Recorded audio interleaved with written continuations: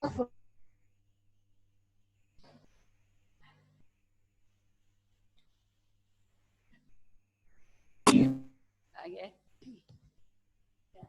Boleh lanjutkan.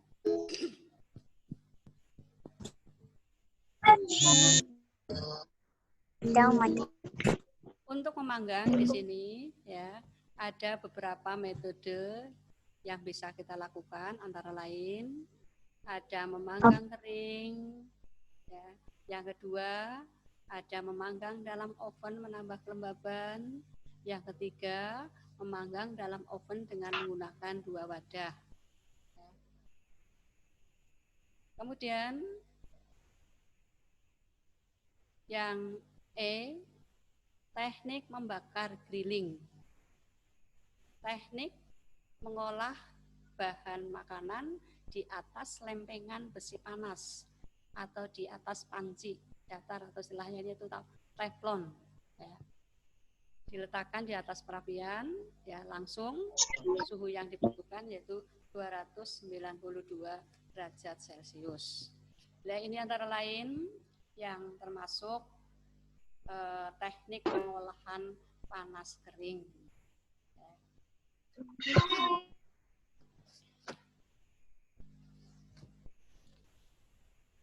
Kemudian teknik pengolahan pangan itu ada yang lain sebagai berikut. Yang A, menghaluskan. Apa itu menghaluskan? Membuat bahan makanan menjadi halus dengan bantuan antara lain bisa menggunakan blender, parudan, maupun dengan cara diulek. Ya, biasanya kalau diulek itu pakai layah dan mudu, ya, mudu ulekan. Kemudian yang B, mencampur.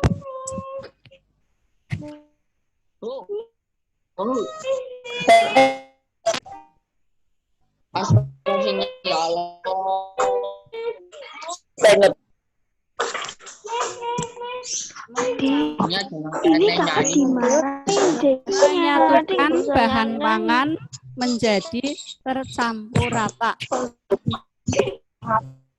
Itu mencampur. Menyaring atau memeras. Yang C, membuat bahan makanan menjadi halus dengan alat penyaringan. Ya. Baik saringan kawat, kain, supaya diperoleh cairan yang jernih. Contoh misalnya, ya, kamu mau buat apa?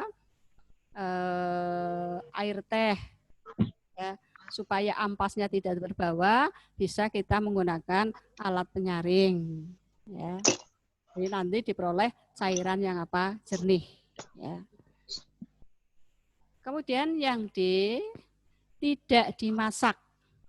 Ya, adalah bahan pangan yang ada dapat dimakan mentah. Ya, atau istilahnya itu raw food. Ya, umumnya buah dan sayur dimakan tanpa dimasak. Ya. Jadi di sini ya, jadi untuk yang tidak dimasak, jadi langsung bisa dimakan masih apa? Mentah. Ya. Raw food. Berikutnya yang E, pembuatan pengolahan bahan pangan buah segar menjadi makanan dan minuman. Bisa kamu lihat halaman 186. Tahapannya meliputi 1, tahapan pengolahan bahan pangan. 1 ya, perencanaan. Meliputi 1, identifikasi kebutuhan. 2, ide atau gagasan. Kemudian yang B, pelaksanaan, meliputi persiapan bahan, proses pembuatan.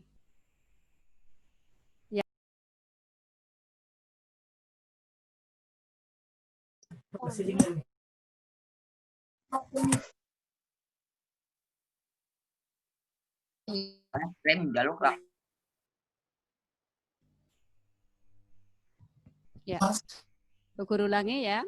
Tahapan pengolahan bahan pangan buah-buahan menjadi makanan antara lain ya, 1. Perencanaan meliputi identifikasi kebutuhan, 2. Ide atau gagasan.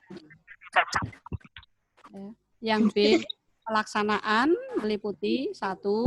Persiapan bahan, 2. Proses pembuatan. Yang ketiga, penyajian dan pengemasan. Kemudian D atau 4, evaluasi. Tahapan proses pengolahan ya. Coba kamu bisa lihat buku halaman 188. Itu yang membuat buah menjadi makanan, contohnya membuat di situ rujak. Ya, sudah dibuka semuanya. 188 sampai dengan 190. Ya, 190. Itu tahapan pembuatan rujak sampai yaitu penyajian, pengawasan dan evaluasi. Itu contoh buah menjadi makanan. Kemudian buah menjadi minuman. Bisa kamu lihat halaman 192 sampai 195, maaf. 195. Sudah sampai tahapan ya, ada 4 sudah sampai. Perencanaan ya, kemudian pelaksanaan, kemudian lagi penyajian, pengemasan ya. Di situ sudah ada semuanya. Ya. Itu yang contoh praktek pembuatan ya buah menjadi minuman. Di situ contoh cara membuat jus dari stroberi. Ya. Sampai 195.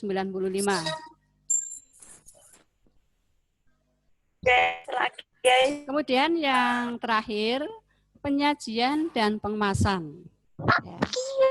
Penyajian dan pengemasan di sini merupakan tahap akhir dari proses pembuatan produk olahan pangan. Ya, jadi proses akhir diapakan kalau sudah dibuat yaitu dikemas, ya, disajikan. Ya. Di sini penyajian pengemasan itu memegang peranan penting. Mengapa? Dalam proses produksi, ya untuk apa? Ya, daya tarik orang untuk memakannya atau konsumen untuk membelinya. Ya. Untuk kemasan di sini yang kita pilih itu ada beberapa kriteria wadah ya, penyajian atau kemasan. Antara lain di sini ya ada 4. 1. Bahan kemasan atau wadah penyajian tidak boleh berbau. Mengapa? Ya, karena kalau berbau itu akan mempengaruhi, ya, merubah rasa dari produk pangan olahan. Jadi saya ulangi, untuk yang pertama kriterianya bahan kemasan atau wadah penyajian itu tidak boleh berbau. Yang kedua, bahan ya, kemasan atau wadah harus yang kuat. Mengapa? Karena sebagai tempat produk pangan olahan. Yang ketiga, bahan kemasan atau wadah penyajian mudah didapat. Yang keempat, bahan kemasan atau wadah penyajian aman bagi kesehatan. Nah, itu antara lain yang termasuk kriteria dalam memilih wadah atau kemasan. Fungsinya untuk apa kemasan di sini? Ya. Yang utama adalah untuk melindungi produk dari kontaminasi bahan-bahan berbahaya. Ya. Mikroba di lingkungan dari luar.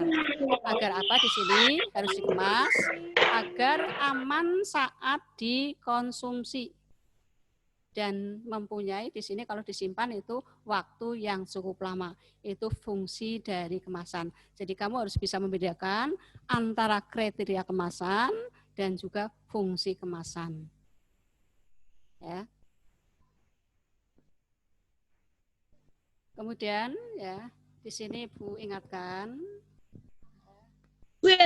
materinya ya untuk prakarya ya kan banyak apalannya ya. Jadi ya saya ingatkan di sini Bu Guru pesan ya, jangan cukup dibaca. Tapi harus betul-betul ya kamu hafal karena ini banyak hafalannya. Ya. Sekian ya untuk pertemuan yang kedua ya. Kita tutup dengan bacaan hamdalah bersama. Alhamdulillahirabbil alamin.